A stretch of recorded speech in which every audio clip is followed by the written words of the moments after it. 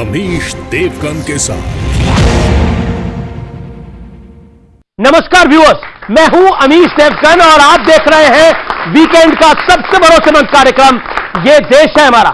इस हफ्ते ये देश है हमारा में बात होगी सनातन धर्म की, और सनातन धर्म को लेकर कुछ और बड़े तथ्य और इतिहास के सत्य लेकर आज मैं आपके सामने रखूंगा। ये देश है हमारा में जनता जनार्दन के बीच होगी वीकेंड की यह सबसे बड़ी बहस न्यूज 18 पर। यह देश है हमारा क्योंकि सनातन का सम्मान सेकुलर परेशान।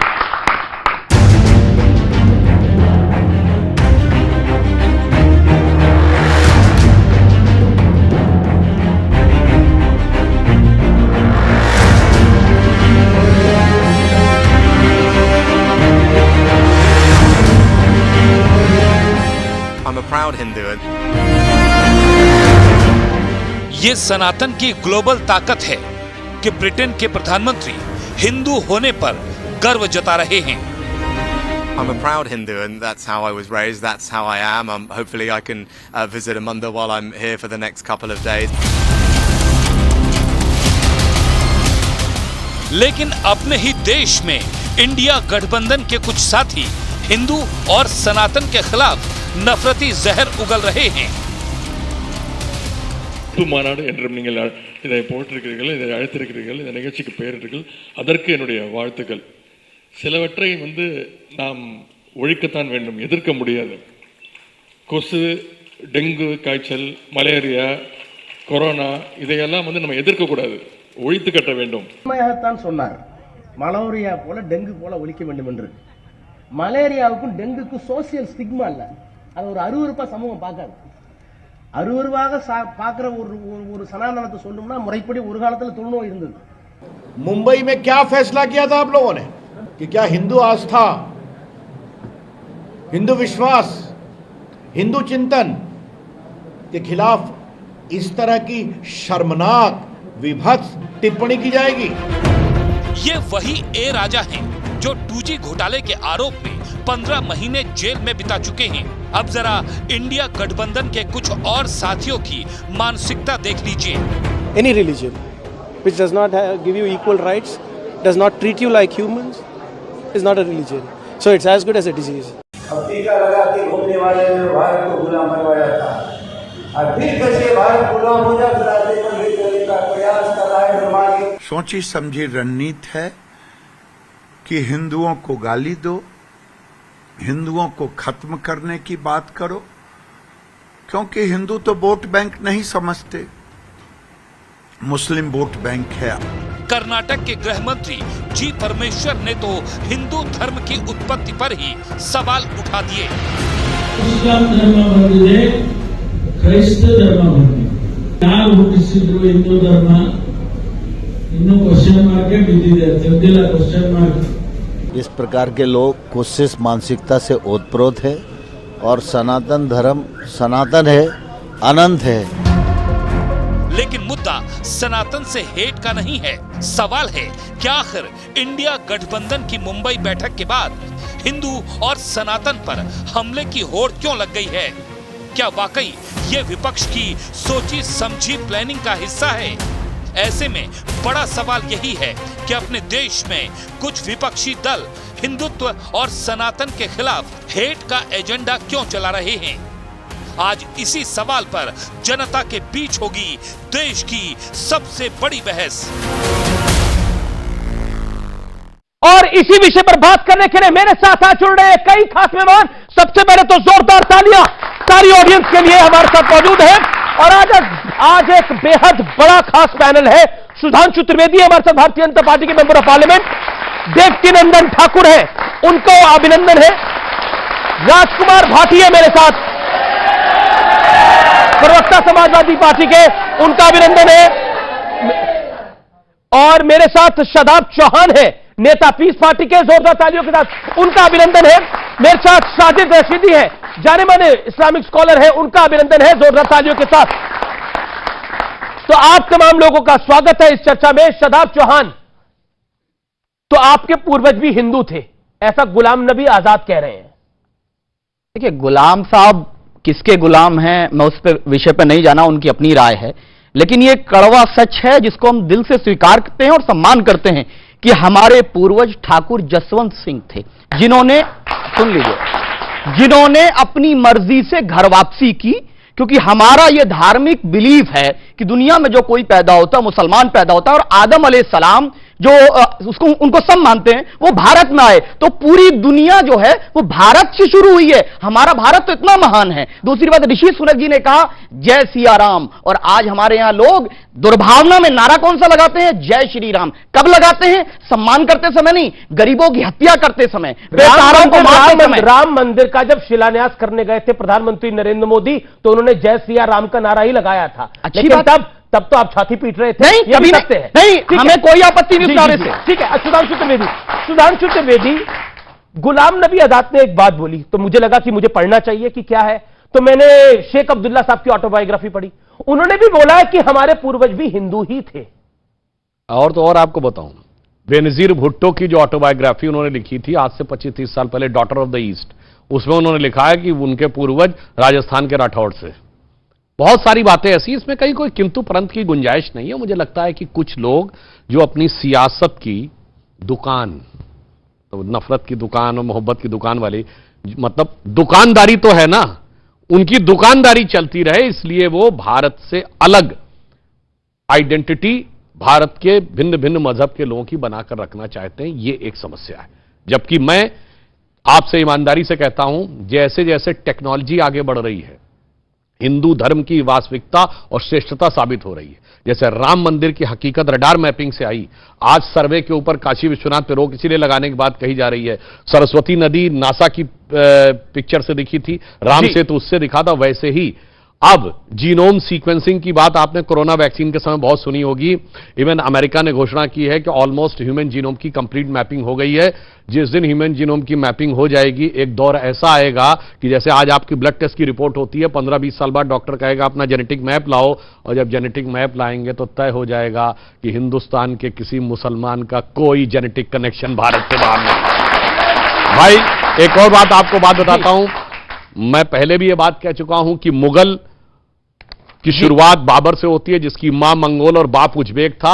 मैं चुनौती से कहता हूं, सब अपना डीएनए टेस्ट करा लें, किसी का मंगोल और उज्बेक डीएनए से कोई कनेक्शन नहीं निकलने वाला। सब भारतीय हैं, भारत माता की संतान है जी। परंतु अफसोस, पर एक बात मैं कहना चाहता हूं, अभी इन्होंने एक बात कही थी ना, जय सिया राम, जय श्री राम, ये बहुत लोग बोलते हैं।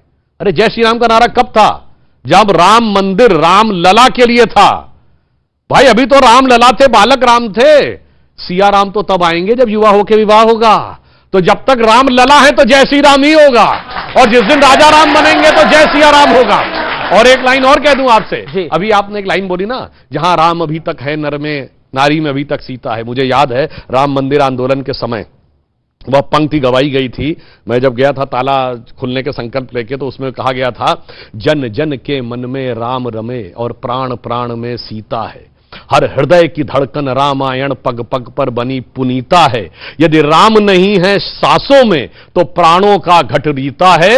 इसलिए नरनाहर श्री पुरुषोत्तम का हम मंदिर भव्य बनाएंगे, सौगंध राम की खाते हैं हम मंदिर वहीं बनाएंगे। और आज आप देखिए, एक लाइन पूरी कर दूं, लंबा हो गया मगर एक लाइन, तात राम नहीं नर भूपाला भुवनेश्वर कालो कर काला। ये मनुष्य नहीं भगवान थे, काल के काल थे। ठीक है, मैं आपके पास आऊंगा साजिद रशीदी। साजिद रशीदी, गुलाम नबी आजाद ने जो कहा सही कहा, क्या आपको लगता है उनकी बात से आप सहमत हैं? क्योंकि शेख अब्दुल्ला ने भी अपनी ऑटोबायोग्राफी में यही लिखा है। देखिए, सबसे पहली बात तो यह है कि नेता और अभिनेता, इनका कोई दीन धर्म नहीं होता। ये कब कहां कल्टी खा जाए कुछ कह नहीं सकते। सबसे पहले तो ये समझ लेना चाहिए। दूसरी बात, ये सत्य है, इसमें कोई दो राय नहीं है। जैसे शादाब ने भी कहा, सब जानते हैं हिंदुस्तान में 90% लोग कन्वर्टेड हैं, इसमें कोई दो राय नहीं है। लेकिन कन्वर्ट होने के बाद में जब ये कन्वर्ट हुए क्यों थे, मैं ये जानना चाह रहा हूं। क्यों का क्या मतलब है? सवाल है। नहीं, क्यों का क्या मतलब है? सवाल है। अगर एक आदमी हिंदू से मुसलमान तो क्यों का क्या मतलब हुआ? तो मेरा सवाल है कि क्यों हुए थे? आस्था उसमें जागी तो मुसलमान हो गया। भाई किसी की आस्था क्रिश्चियन में जाग रही, वो क्रिश्चियन हो गया। क्यों का तो कोई सवाल ही नहीं होता। तो इस्लाम में अलाउड है? क्यों तो ऐसा हुआ जैसे अगर एक बच्चा पैदा हो रहा है कि साहब ये पैदा क्यों हो गया?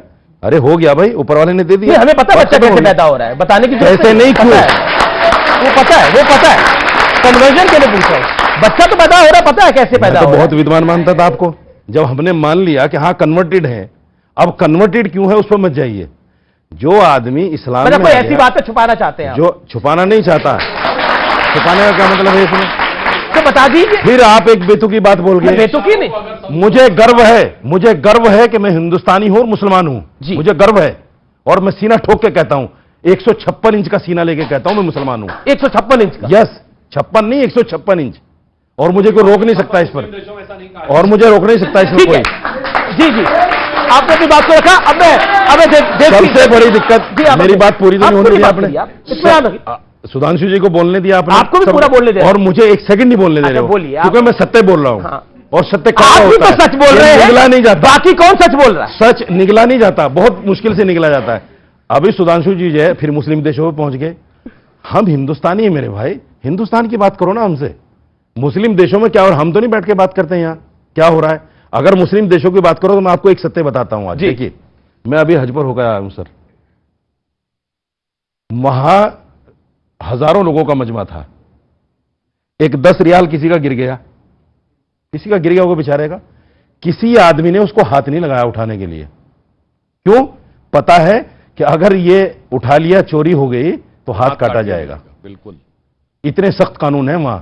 मुस्लिम देशों की बात कर, वहां रेप नहीं हो सकता, जैसे यहां रोजाना होता है ना। जैसे मणिपुर के सीएम ने कहा है कि ये काम तो रोजाना होते हैं यहां, एक पत्रकार के जवाब में। क्या चाह रहे हैं आप? शर्म की बात है, आपके बीजेपी के नेता हैं, तो वहां नहीं होता ऐसा। मैं ये कहना चाहता हूं कि अगर यहां की सरकारें ईमानदार हो जाएं तो फिर यहां, तो वहां की सरकार ईमानदार है, यहां की सरकार का रूल सही है ना? बिल्कुल। किसका हाथ काटने वाला? चोरी नहीं होगी, करके देखो आप। ठीक है, मैं एक लाइन इस पे बोल दूं, चोरी नहीं होगी, करके देखो आप। रफीक शदानी हैं, बहुत पुराने शायर हैं, और मतलब वो अक्सर अवधी भाषा में कभी अच्छी बात को मान लेना चाहिए। बहुत अच्छी उन्होंने बात कही। उन्होंने कहा कि यहां पर तो हाथ की इधर उधर उठा कोई रख लेता ना, कहीं झुम्मन से कल कहीं बफाती, सोच समझकर हज पर जायो। झुम्मन से कल कहीं बफाती, सोच समझकर हज पर जायो। हिया की लबजब हुआ न चलिए, आपन आपन हाथ बचायो। आप अपना सही तो है, आपको पड़ेगा। जो बात मैंने कही वही इन्होंने झुम्मन है, जो ना आप अपना हाथ बचा के आए हो। अरे भाई, देवकीनंदन ठाकुर जी, आप जाने माने कथावाचक हैं, देश विदेश में कथा पढ़ने के लिए जाते हैं। ये गुलाम नबी आजाद साहब ने जो ये बात बोली है, ये आज पता लगी है या ये पहले से ही पता थी? ये लोग तो पहले से ही जानते थे।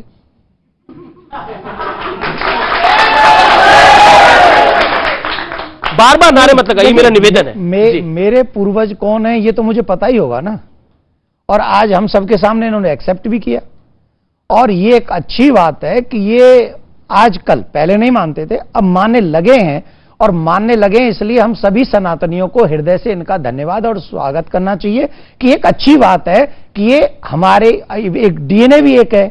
इनके पूर्वज चाहे 3 पीढ़ी पहले रहे, उन्होंने राम कृष्ण सबकी पूजा की होगी, जैसे जैसे तथ्य हमारे सामने आ रहे हैं। और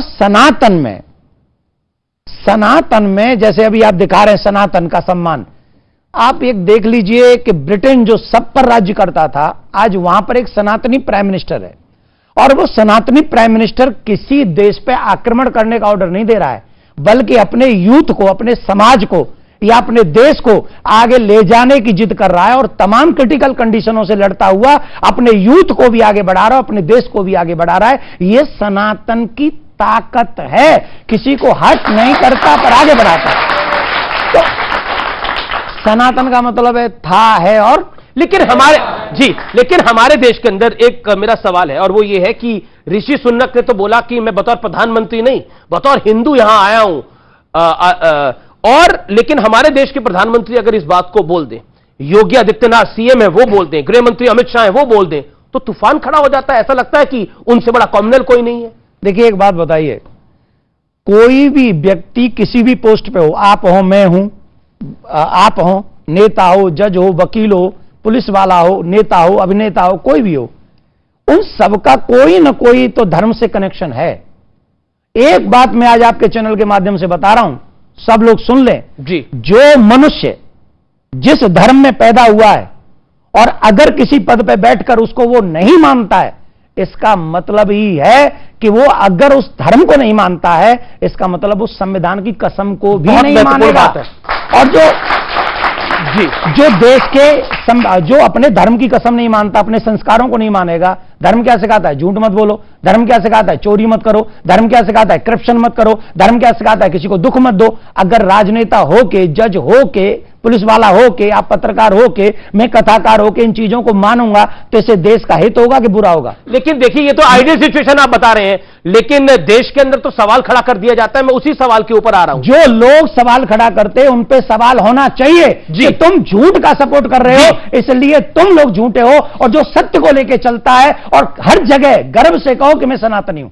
राजकुमार भाटी जी, बड़ा सवाल इस समय यह है, जो कि बहुत ज्यादा महत्वपूर्ण है, कि आप ताउम्र, मतलब ताउम्र से है कि समाजवादी पार्टी ताउम्र यही बात करती रही कि बीजेपी कॉमनल है, क्योंकि वो राम मंदिर को बनाने की बात करती है, क्योंकि वो अपने कार्यक्रमों में जय श्री राम के नारे लगाती है। अब तो जय सिया राम का नारा ऋषि सुन्नत भी लगा रहा है और वो कहता है कि मैं पहले हिंदू हूं, बाद में प्रधानमंत्री हूं। क्या कहिएगा आप? हमारा तो पूरा जीवन चला गया। हम तो बचपन से, हमारे बुजुर्ग, हम सब जब आपस में मिलते हैं, अभिवादन करते हैं, तो हम तो राम राम जी कहते हैं हाथ जोड़ के। राम का विरोधी कौन है? समाजवादी पार्टी कहाँ राम की विरोधी है? आप आज का विषय बहुत गंभीर है और इस पर गंभीरता से ही चर्चा होनी चाहिए। इसे हम अगर गंभीर बातों को ठीक ढंग से समझेंगे, अभी तक बड़ी पॉजिटिव बातें कही गई हैं, बड़ी सकारात्मक बातें कही गई हैं। वो भी मान रहे हैं, ये भी मान रहे हैं, ये भी मान रहे हैं, स्वामी जी भी मान रहे हैं, मैं भी मान रहा हूं, आप भी मान रहे हैं कि हम सबका डीएनए एक है, हम सब एक हैं। पूजा पद्धति अलग हो सकती है, पूजा पद्धति एक परिवार में भी अलग अलग होती है। पूजा पद्धति अलग होने से कोई दुश्मन नहीं हो जाता, शत्रु नहीं हो जाता।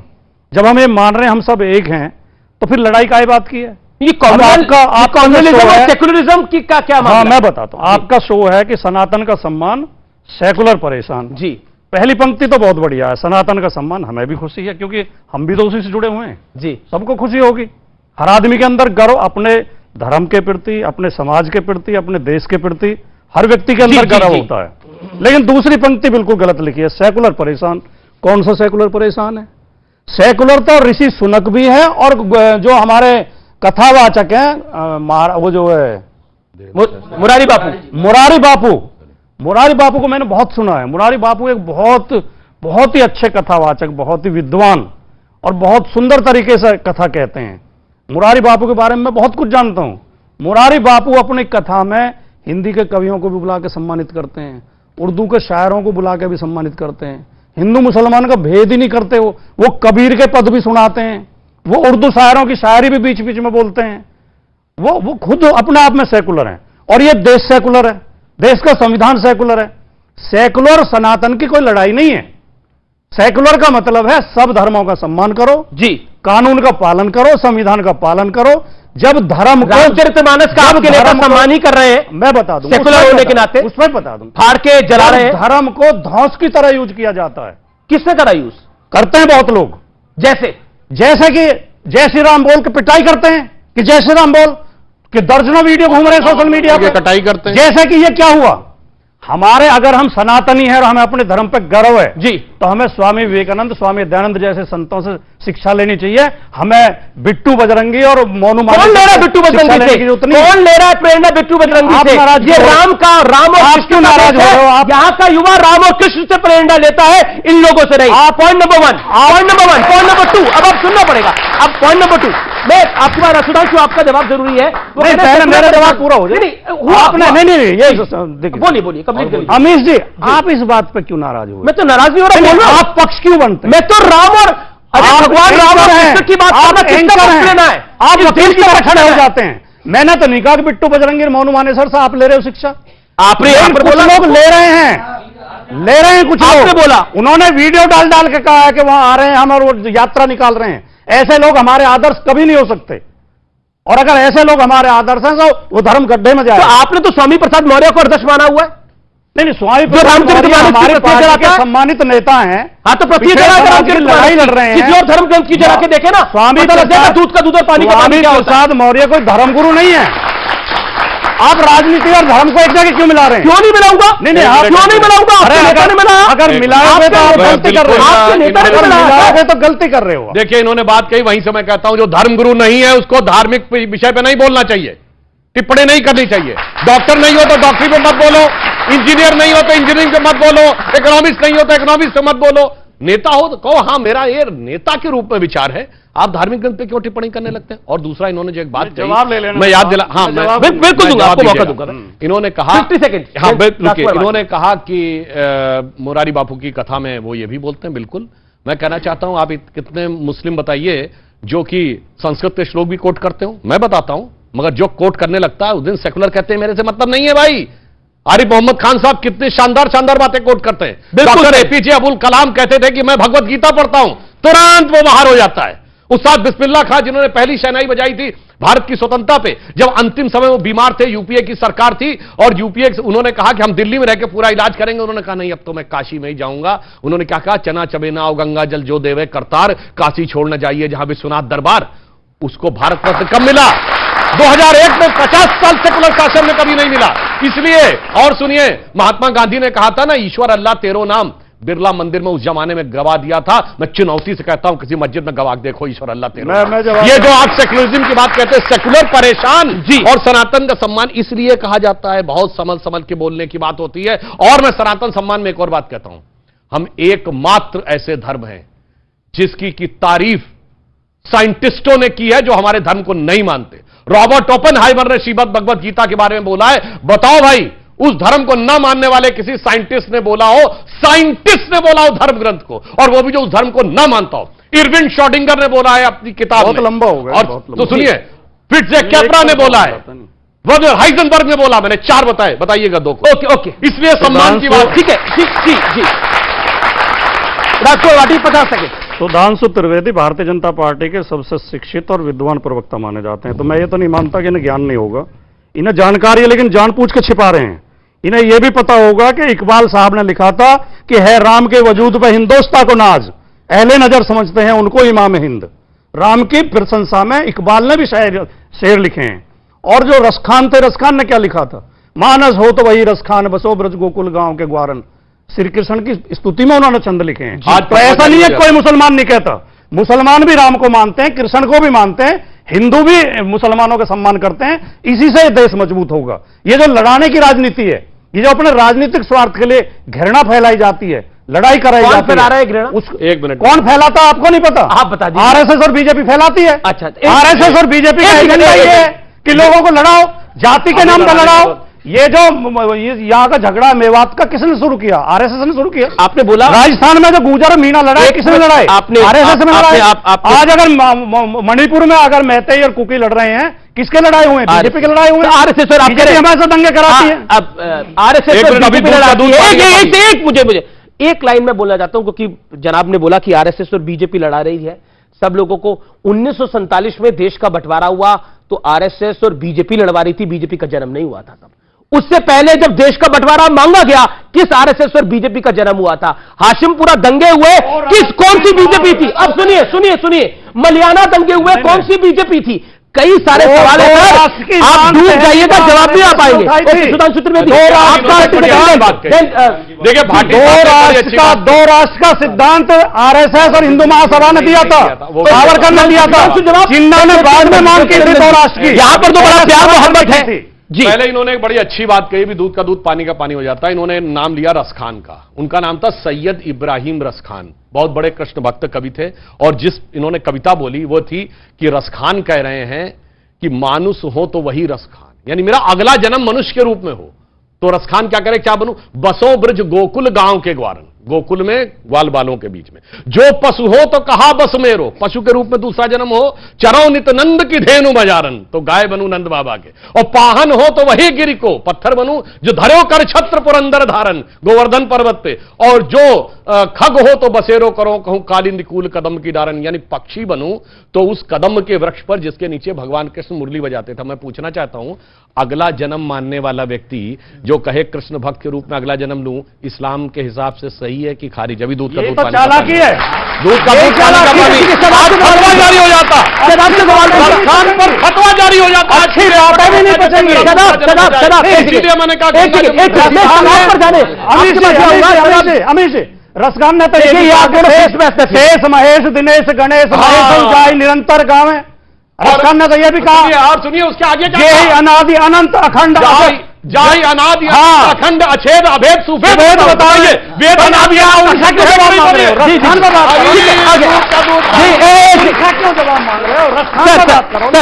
खान को मानते अब या तो ये भी, अगर आज कोई मुस्लिम कह दे कि वेद अनादि अनंत अखंड है, कोई कह दे मेरा आज भी बहुत कहने वाले, आज भी बहुत आज भी बोल। ओके, शदाब चौहान है, मैं एक के बाद मैं शदाब चौहान आपके पास आता हूं, फिर देवकी नंदन जी और आपके पास आऊंगा मैं रशीदी साहब। शदाब चौहान, जवाब जो सुधांशु जी ने पूछा, और एक सवाल मैं अपनी तरफ से पूछ रहा हूं आपसे, क्या गुलाम नबी आजाद साहब अभी भी सेकुलर है? मैं तो कह रहा हूं कि वो गुलाम नबी से गुलाम भागवत हो गए, क्या हुआ नहीं मालूम, लेकिन उनको जिस चीज के बारे में शिक्षा क्या होगा, गुलाम नबी से लेकर के गुलाम मोहन भगवत तक का सफर क्यों? क्योंकि वो तथ्यहीन बात कर रहे हैं, वो ऐसी बात कर रहे हैं। उन्होंने कहा कि किसी का इतिहास इतने साल पुराना है, उन्हें पता होना चाहिए कि हमारा ये बिलीफ है। उनको नहीं मालूम, उनका बिलीफ ही नहीं है कि जब से दुनिया बनी है तब से इस्लाम है। हिंदू और मुसलमान सब प्यार से रह रहे हैं। आप कहे मथुरा का विवाद लेके आगे पड़े, कहे आप ज्ञान वापी को लेकर इतनी चर्चा कर रहे हैं, इतना प्यार है, प्यार से मांगेंगे सब दे देंगे। निवेदन है मेरा, क्या बात कर रहे हैं आप? मोहब्बत है, मोहब्बत की दुकान खुली हुई है, आप क्या बात कर रहे हैं? मांग के तो देखिए जनाब। दुकान में हमारी जगह नहीं है अमीर जी। अच्छा, नहीं, हमारी जगह नहीं उस दुकान में, मोहब्बत की दुकान नहीं, उसमें हमारे लिए कोई जगह नहीं। अगर जगह होती तो मानेसर जेल में होता। अच्छा, ठीक, तो उससे हमें रिलेट। ठीक है। ये जो भाई साहब हैं जिन्होंने काली जैकेट पहनी, में नाम नहीं, शदाब चौहान साहब, हम चौहान साहब कहेंगे, प्यार की बात है। चौहान साहब से हम एक निवेदन कर रहे हैं। अभी इन्होंने क्या कहा कि कब से, जब से धरती बनी है तब से क्या है क्या? वो कहां पे, थोड़ा हमें बता दें, थोड़ा उसको हम पढ़ लें। हाँ, नहीं, आपने मेरा जिनसे क्वेश्चन निवेदन। हाँ, बिल्कुल आपकी बात। मेरा कुछ और बोलना ही नहीं मुझे, ये सिर्फ वो किताब बता दें और कहां पढ़ना है, कि हम लोग सब क्या नाम है, उन्हीं के हैं क्या? ठीक है, अब सुन लीजिए, पूरी बात मेरी मुकम्मल हो। जब ईश्वर ने इस दुनिया को बनाया, ईश्वर मत कहिए उसे, सुन लीजिए, ईश्वर कहेंगे तो ट्रांसफर हो जाएगा मामला।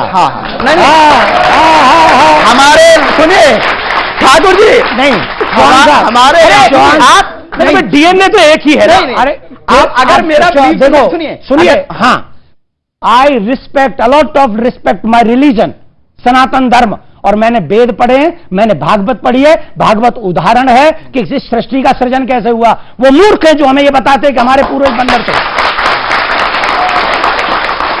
हमारे पूर्वज ना कोई बंदर है ना कोई आदम है, हमारा पूर्वज भगवान नारायण है। नारायण से ब्रह्मा, ब्रह्मा से मनु, और महाराज मनु की संतान होने के नाते मानव कहलाए। इसलिए हमारे इस पूरे गणित में डीएनए एक होगा, आपने बीच में चेंज किया होगा कुछ, हमारा डीएनए नारायण से चल रहा है और आज तक वही है। सुनिए, अभी ठाकुर जी ने कहा कि हमारा डीएनए, वो आपका बिलीफ है, आपको मुबारक। मेरा ये रिलीजियस बिलीफ है कि जो दुनिया में पैदा होता है वो फितरत इस्लाम पे पैदा होता है, लेकिन किसी को इंपोज नहीं करते हम। ये देश है हमारा में रुकेंगे एक ब्रेक के लिए, लेकिन ब्रेक के उस पार ये चर्चा जारी है। ब्रेक के बाद कुछ जोरदार सवाल होंगे और ये चर्चा भी जोरदार होगी। आप देखते रहिए, ये देश है हमारा। पशु की पूजा करेंगे, आदमी का सिर काट देंगे। किसका सर काटा भाई? आदमी का पैसा करते हो, सरपंच काटना तो बोलो।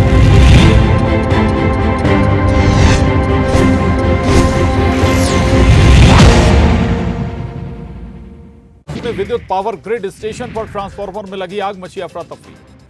रंगूल में जान पर खेलकर बच्चे कर रहे पढ़ाई, उफनती नदी पार करने को मजबूर है मासूम। मध्य प्रदेश कांग्रेस ने तय किया टिकट का क्राइटेरिया, युवाओं और नए चेहरों को पार्टी देगी मौका। महाकाल के दरबार में फिल्म अभिनेता अक्षय कुमार बेटे संघ की भस्म आरती में हुए शामिल। एपी के कई जिलों में झमाझम बारिश, मौसम विभाग का येलो और ऑरेंज अलर्ट जारी। बीजेपी की जन आशीर्वाद यात्रा में शामिल दिग्गज अंबा और दिमनी में वीडी शर्मा और सिंधिया करेंगे सभा। मुरैना पहुंचे वीडी शर्मा, जन आशीर्वाद यात्रा को लेकर कहा कि यात्रा के माध्यम से जो बीजेपी को मिल रहा है अभूतपूर्व जन समर्थन, जिससे कांग्रेस में बौखलाहट। शिवराज कैबिनेट बैठक में महाकाल को सीएम सहित मंत्रियों ने दिया धन्यवाद। अच्छी बारिश के लिए बाबा का पर जताया विश्वास, कई अहम फैसलों पर लगी मोहर। अतिथि शिक्षकों के मानदेय बढ़ाने पर लिया गया फैसला। अतिथि शिक्षक वर्ग 1, 2 और 3 का मानदेय बढ़ाया गया। मॉब लिंचिंग पीड़ितों को सरकार देगी मदद। एमपी में एससी, एसटी, पिछड़ा वर्ग और दिव्यांग बैकलॉग के पद 1 जून 2024 तक जारी रहेगी भर्ती। बच्ची बाबा ने पीसीसी के बाहर सड़क पर बैठकर कराया मुंडन। रेप के आरोप में 1 साल से जेल में थे बंद। बड़वानी में नेशनल हाईवे 3 पर भीषण सड़क हादसा, 2 बसों की भिड़ंत। खरगोन में विद्युत पावर ग्रिड स्टेशन पर ट्रांसफार्मर में लगी आग, मची अफरा तफरी। रंगूल में जान पर खेलकर बच्चे कर रहे पढ़ाई, उफनती नदी पार करने को मजबूर है मासूम। मध्य प्रदेश कांग्रेस ने तय किया टिकट का क्राइटेरिया, युवाओं और नए चेहरों को पार्टी देगी मौका। महाकाल के दरबार में फिल्म अभिनेता अक्षय कुमार बेटे संग की भस्म आरती में हुए शामिल। एपी के कई जिलों में झमाझम बारिश, मौसम विभाग का येलो और ऑरेंज अलर्ट जारी। बीजेपी की जन आशीर्वाद यात्रा में शामिल दिग्गज अंबा और दिमनी में वीडी शर्मा और सिंधिया करेंगे सभा। मुरैना पहुंचे वीडी शर्मा, जन आशीर्वाद यात्रा को लेकर कहा कि यात्रा के माध्यम से जो बीजेपी को मिल रहा है अभूतपूर्व जन समर्थन, जिससे कांग्रेस में बौखलाहट। शिवराज कैबिनेट बैठक में महाकाल को सीएम सहित मंत्रियों ने दिया धन्यवाद। अच्छी बारिश के लिए बाबा का पर जताया विश्वास, कई अहम फैसलों पर लगी मोहर। अतिथि शिक्षकों के मानदेय बढ़ाने पर लिया गया फैसला। अतिथि शिक्षक वर्ग 1, 2 और 3 का मानदेय बढ़ाया गया। मॉब लिंचिंग पीड़ितों को सरकार देगी मदद। एमपी में SC, ST, पिछड़ा वर्ग और दिव्यांग बैकलॉग के पद 1 जून 2024 तक जारी रहेगी भर्ती। बच्ची बाबा ने पीसीसी के बाहर सड़क पर बैठकर कराया मुंडन। रेप के आरोप में 1 साल से जेल में थे बंद। बड़वानी में नेशनल हाईवे 3 पर भीषण सड़क हादसा, 2 बसों की भिड़ंत। खरगोन में विद्युत पावर ग्रिड स्टेशन पर ट्रांसफार्मर में लगी आग, मची अफरा तफरी। रंगूल में जान पर खेलकर बच्चे कर रहे पढ़ाई, उफनती नदी पार करने को मजबूर है मासूम। मध्य प्रदेश कांग्रेस ने तय किया टिकट का क्राइटेरिया, युवाओं और नए चेहरों को पार्टी देगी मौका। महाकाल के दरबार में फिल्म अभिनेता अक्षय कुमार बेटे संग की भस्म आरती में हुए शामिल। एपी के कई जिलों में झमाझम बारिश, मौसम विभाग का येलो और ऑरेंज अलर्ट जारी। बीजेपी की जन आशीर्वाद यात्रा में शामिल दिग्गज अंबा और दिमनी में वीडी शर्मा और सिंधिया करेंगे सभा। मुरैना पहुंचे वीडी शर्मा, जन आशीर्वाद यात्रा को लेकर कहा कि यात्रा के माध्यम से जो बीजेपी को मिल रहा है अभूतपूर्व जन समर्थन, जिससे कांग्रेस में बौखलाहट। शिवराज कैबिनेट बैठक में महाकाल को सीएम सहित मंत्रियों ने दिया धन्यवाद। अच्छी बारिश के लिए बाबा का पर जताया विश्वास, कई अहम फैसलों पर लगी मोहर। अतिथि शिक्षकों के मानदेय बढ़ाने पर लिया गया फैसला। अतिथि शिक्षक वर्ग 1, 2 और 3 का मानदेय बढ़ाया गया। मॉब लिंचिंग पीड़ितों को सरकार देगी मदद। एमपी में SC, ST, पिछड़ा वर्ग और दिव्यांग बैकलॉग के पद 1 जून 2024 तक जारी रहेगी भर्ती। बच्ची बाबा ने पीसीसी के बाहर सड़क पर बैठकर कराया मुंडन। रेप के आरोप में 1 साल से जेल में थे बंद। बड़वानी में नेशनल हाईवे 3 पर भीषण सड़क हादसा, 2 बसों की भिड़ंत। खरगोन में विद्युत पावर ग्रिड स्टेशन पर ट्रांसफार्मर में लगी आग, मची अफरा तफरी। रंगूल में जान पर खेलकर बच्चे कर रहे पढ़ाई, उफनती नदी पार करने को मजबूर है मासूम। मध्य प्रदेश कांग्रेस ने तय किया टिकट का क्राइटेरिया, युवाओं और नए चेहरों को पार्टी देगी मौका।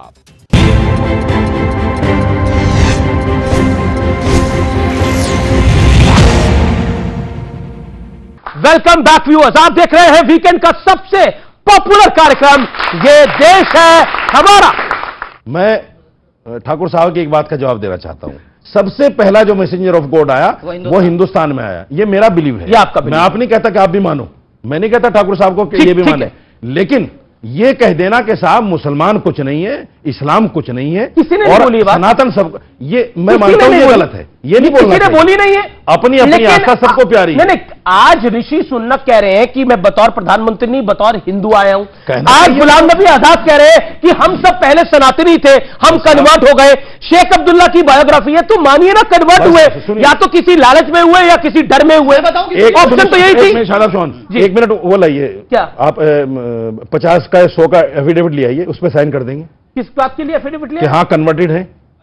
कितनी बार बोले इसको कितनी बार बोले?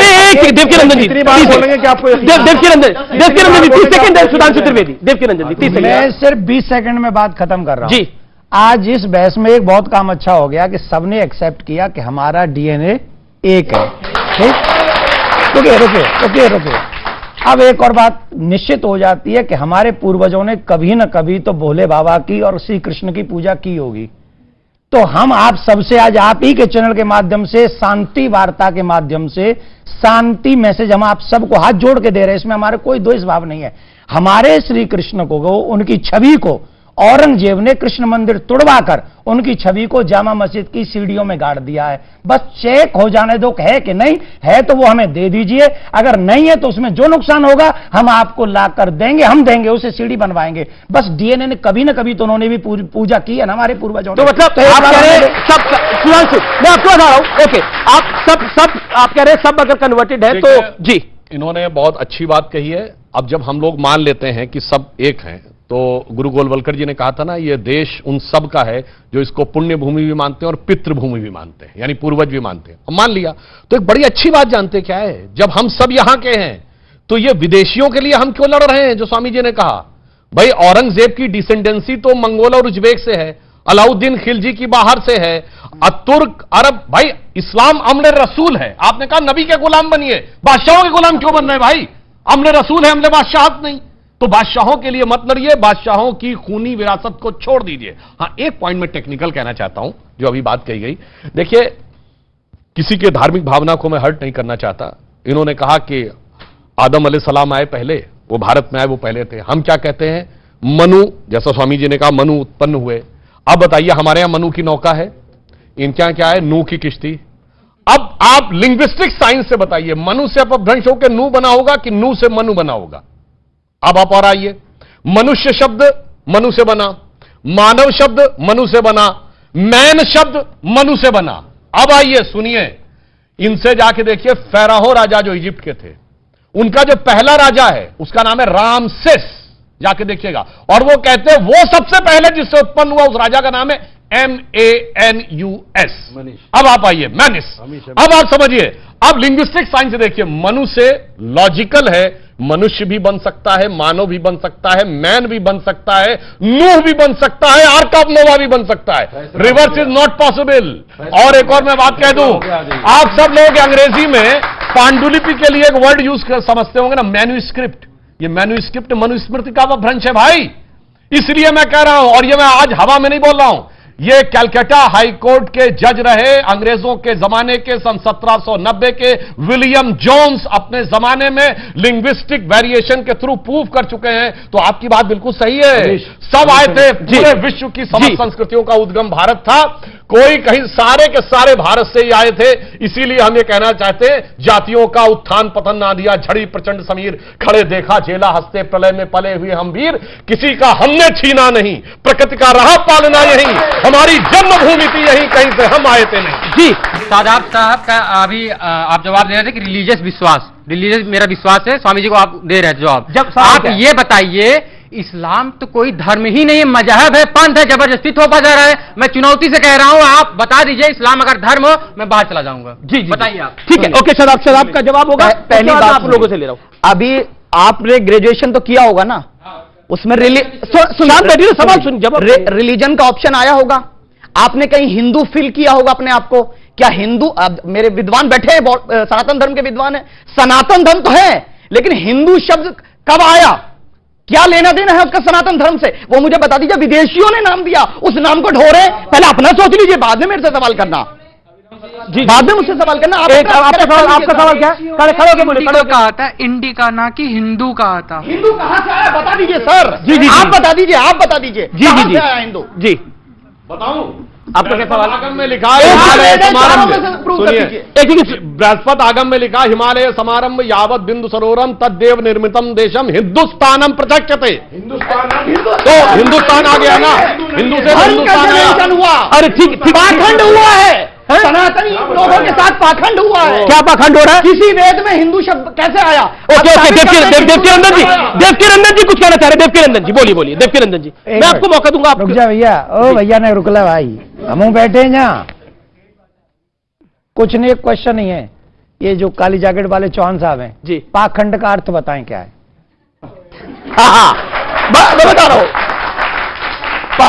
पाखंड का अर्थ वो है जो सनातनियों के साथ हुआ, टैग में हिंदू लिख दिया गया, यही सबसे बड़ा पाखंड है, यही अर्थ है। बजा ताली, हाँ, और सर्च करना। चार वेद है, चारों का सम्मान है, साबित कर दे कहीं मेंशन्ड हो हिंदू। बताइए देवकीनंदन जी, बताइए, हिंदू बताइए ना। मुझे एक बात बताइए, अमीश जी, आप हमको पागल समझ रहे हैं?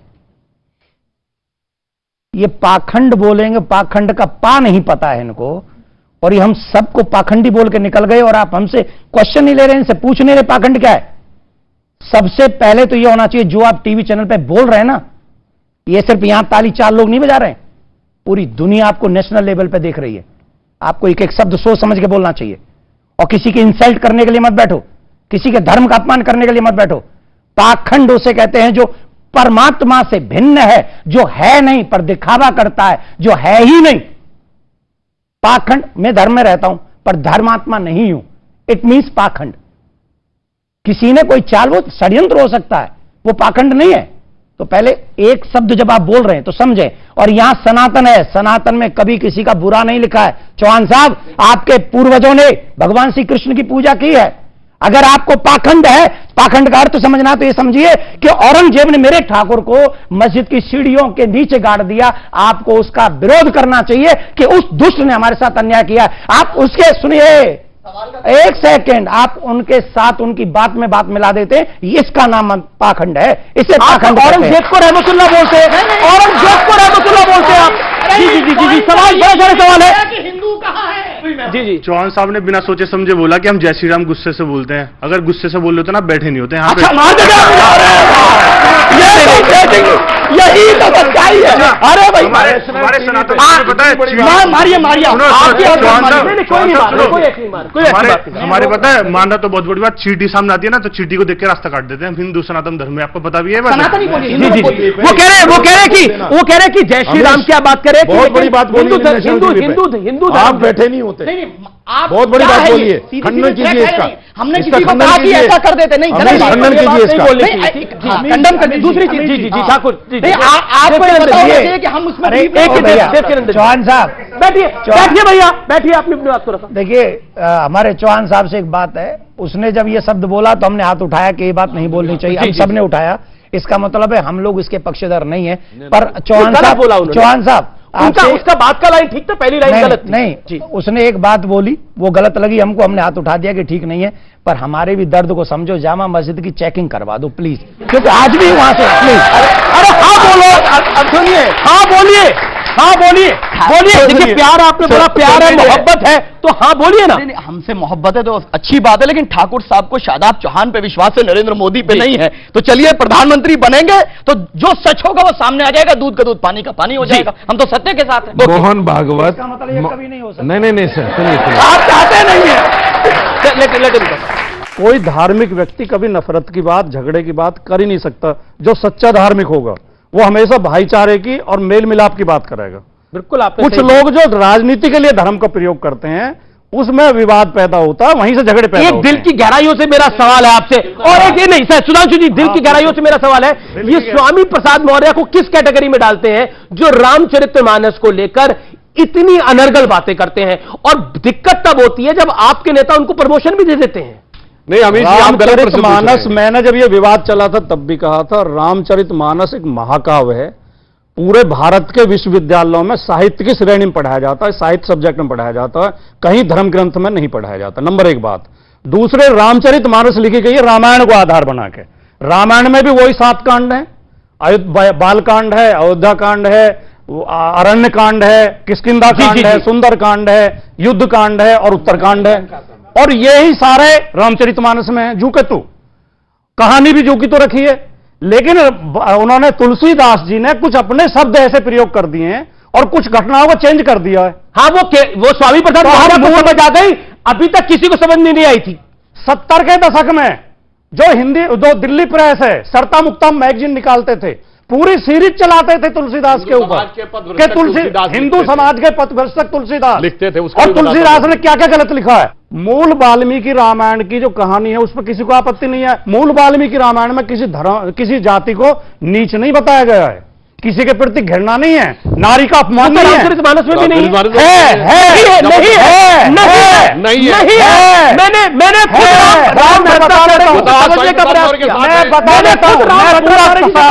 मैंने पार्टी साथ है जी। इन्होंने कहा स्वामी प्रसाद मौर्य को पहली बार जानते क्या समझ में आया? 5 साल भाजपा में समझ में नहीं आया, या सपा में आते ही समझ में आ गया। पहला तो इसका कारण बहुत साफ है। और सुनिए, उससे पहले बसपा में जब रहे, दलित ब्राह्मण अलायंस था, हाथी नहीं गणेश है ब्रह्मा विष्णु महेश, तब भी नहीं समझ में आया। गजब के भाई स्वामी है, अद्भुत ज्ञान है। 5 साल बसपा में रह के नहीं समझ में आता, 5 साल भाजपा में नहीं समझ में आता है, जैसे इनके साथ आते हैं सारा ज्ञान के पट खोलने लगते हैं। अब इन्होंने एक बात कही गंभीर, हां 70 के दशक में लिखा जाता था, और ये क्यों लिखा जाता था मैं बताता हूं। आप सबसे कहता हूं जाके आज देखिए, आज तो पुरानी आर्काइव्स खुल गई हैं, जाके चेक करिएगा। एक टर्म है आइडियोलॉजिकल सबवर्जन, ये बाकायदा कम्युनिस्ट पार्टी का एजेंडा था केजीबी का, और इसका रेफरेंस है कि Mitrokhin's archive KGB and the world part 2। आज की पीढ़ी के सामने सारा डिटेल है, और मान्यवर अब जाके पढ़िए तो हकीकत समझ में आएगी। बिल्कुल सही बात कही गई है, ये सारी बातें भारत को कमजोर करने के लिए थी, इसलिए क्योंकि ये रामचरितमानस पे, क्योंकि ये रामचरितमानस की बात हुई, ये रामचरितमानस की बात हुई। आज मैं कहता हूं रामचरितमानस के शब्दों, थोड़ी देर के लिए रामचरितमानस के शब्दों को छोड़िए, प्रभु श्री राम का चरित्र देखिए, जिसने शबरी के बेर खाए, वानरों की सेना बनाई, और एक ब्राह्मण, क्योंकि रावण एक ब्राह्मण था, एक ब्राह्मण का वध किया क्योंकि उसने स्त्री हरण किया था। तो राम तो चरित्रवान ही थे और मर्यादा पुरुषोत्तम ही थे। और जो लोग सवाल खड़ा करते हैं, जो लोग सवाल खड़ा करने का प्रयास करते हैं रामचरितमानस पर, वो भारत की आन बान शान पर सवाल खड़ा करते हैं। ये बात बिल्कुल स्पष्ट है। वो लोग भारत की संस्कृति को मिटाना चाहते हैं, वो लोग भारत के अध्यात्म को समाप्त करना चाहते हैं। यही काम अंग्रेजों ने किया था। उन्होंने जातियों में इतना बांटा था हिंदुस्तान को कि हमारे अपने लोगों का अपने ऊपर से भरोसा हट गया था। उन्होंने इकोनॉमिकली हमें कमजोर कर दिया था और हमें अपना गुलाम बना दिया था। इसलिए जो व्यक्ति अपनी जड़ को मजबूत रखता है, वो पेड़ ऊपर ही जाता है, वो नीचे नहीं गिरता। इसलिए हिंदुस्तान के लोगों, अपनी जड़ को मजबूत रखो, नहीं तो कब अंत हो जाएगा पता नहीं। जी हमारा जवाब लेना चाहिए। जी नहीं, जवाब लेना चाहिए। मैं बहुत कंफ्यूजन कर दिया। जब 2600 साल पहले महात्मा बुद्ध जातिवाद का विरोध कर रहे थे, वर्ण व्यवस्था का विरोध कर रहे थे, तो केजीबी के एजेंट थे।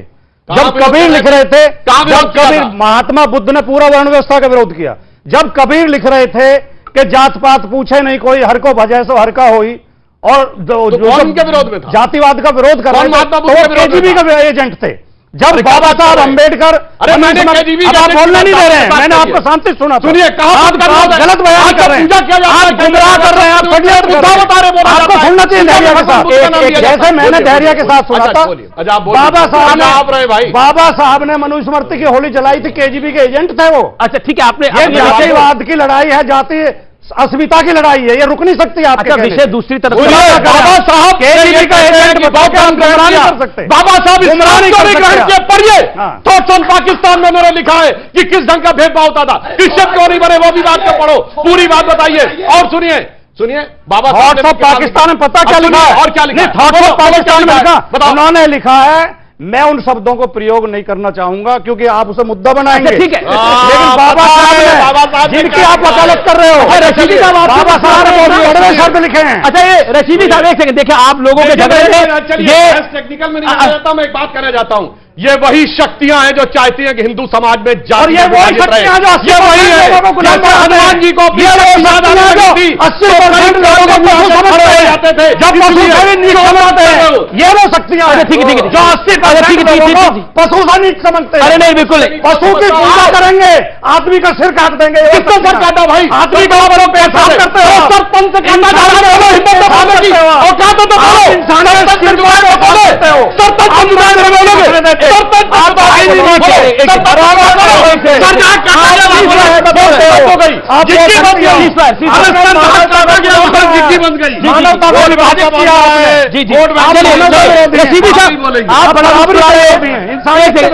रशीदी साहब आप बड़ा मुस्कुरा रहे हैं।